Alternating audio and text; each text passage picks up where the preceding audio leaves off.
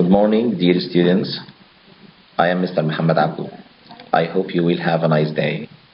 In order to refresh our moods and have a positive attitude towards our session today, let's listen to this piece of music.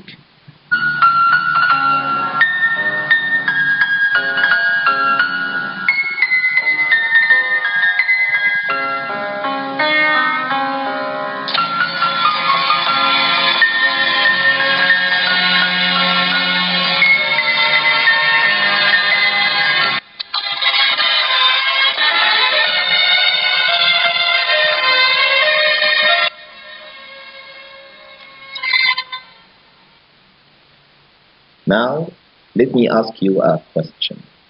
In English sessions, we learn drama, vocabulary, grammar, writing, but which branch is dealing directly with music? Hmm?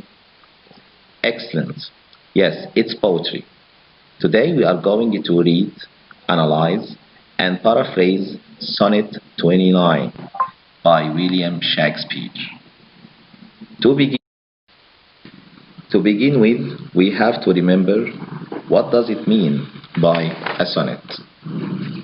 There are two types of sonnets. Number one, the Shakespearean sonnet, which is divided into four parts, three quatrains and a heroic couplet. Each quatrain consists of 4 lines, while a heroic couplet is the last 2 lines in the Shakespearean sonnet, which sum up the whole idea.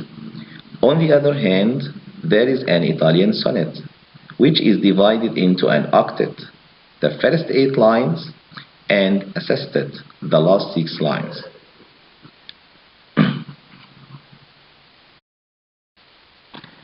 Now, it's time to have a quick look on the poem Sonnet 29. Please read it yourself.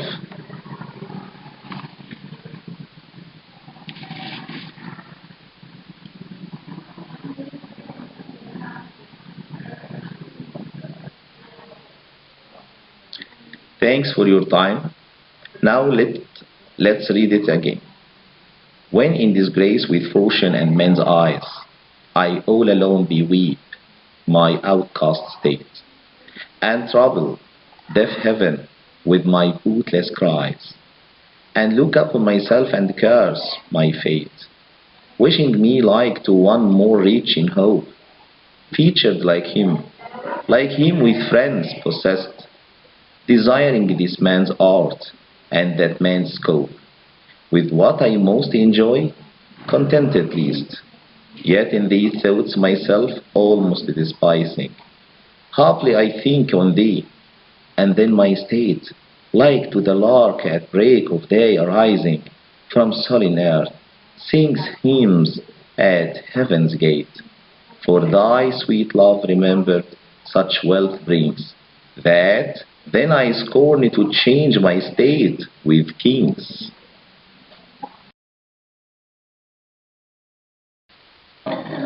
Now, what about guessing the meanings of new vocabulary?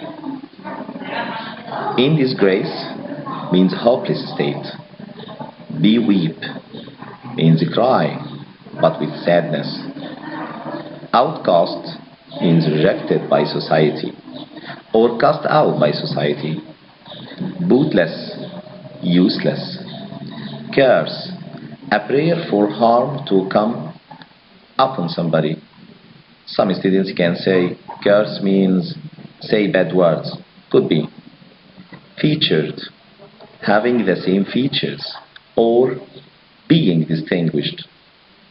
Scope, opportunity or influence.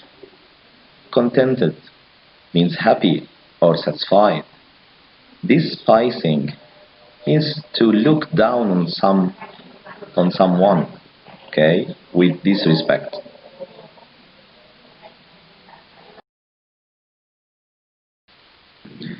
Haply, by chance or by luck. The, Old English, means you. State, mood. Lark, like a skylark. It's a kind of bird.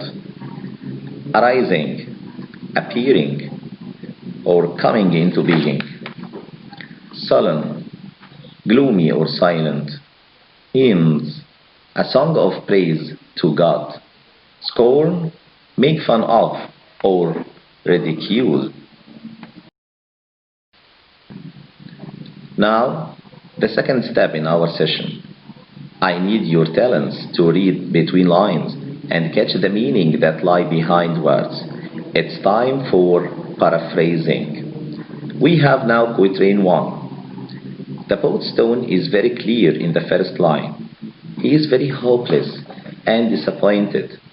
He thinks that he has bad luck in life and he is looked down upon by other people. This state pushes him to cry in sadness because he feels that he is rejected or refused by the society. In line 3, the poet starts to pray to heaven, although he does believe that no one will hear his prayers. So his tears turn to be useless.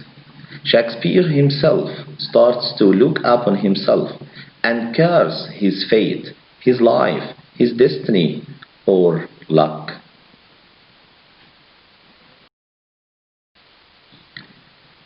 Quatrain 2.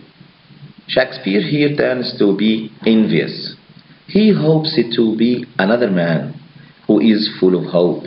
He wishes he had handsome features of somebody else, or had so many friends like anyone else. In line 7, the poet declares that he desires to own one person's talents and influence in life. In line 8, he obviously explains his sufferings. Things that make him satisfied and happy are the same things which make him more sad, upset, and disappointed.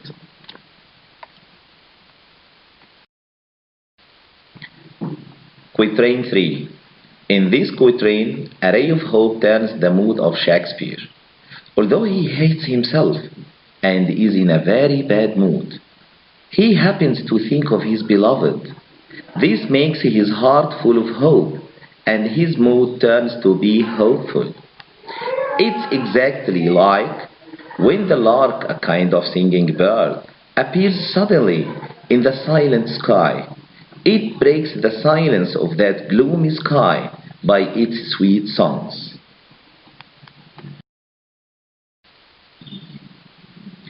The heroic couplet. In the heroic couplet, the poet summarizes that the influence of his beloved on him is so great, enough to make him feel superior to kings. He refuses to exchange places with kings, whom he thinks are not richer than him. Now, it's time to pick out figures of speech. Number 1. Imagery. Imagery is used to make readers perceive things involving their five senses. For example, I all alone beweep my outcast state, and that then I scorn to change my state with kings. Number 2, we have personification. From solemn earth sings hymns at heaven's gate. Here Shakespeare has personified earth as it's a human being that can sing. Number 3, symbolism. Symbolism is using symbols to signify ideas and qualities, giving them symbolic meanings different from literal meanings.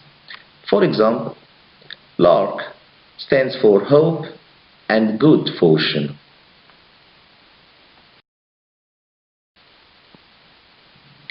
Let's move to another step in our session today. Major themes in Sonnet 29. Anxiety, love, and jealousy are the major themes of this sonnet. The poet discusses his miserable plight and problem and the impact of love. The poem also explains how love brings optimism and hope for people who feel lonely and oppressed. In short, Sonnet 29 is also about self-motivation.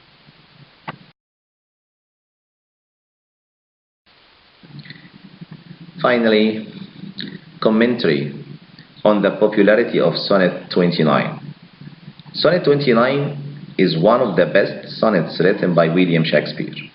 It's famous for its themes of love and hopelessness. It was first published in 1609. The poem speaks about an unfortunate man frustrated with the present state of his life. It also illustrates the power and the impact of true love.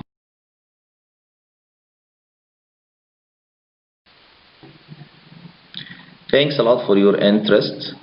I am Mr. Muhammad Abdo, and you will find all the required attachments with my presentation. Hope all of you good luck.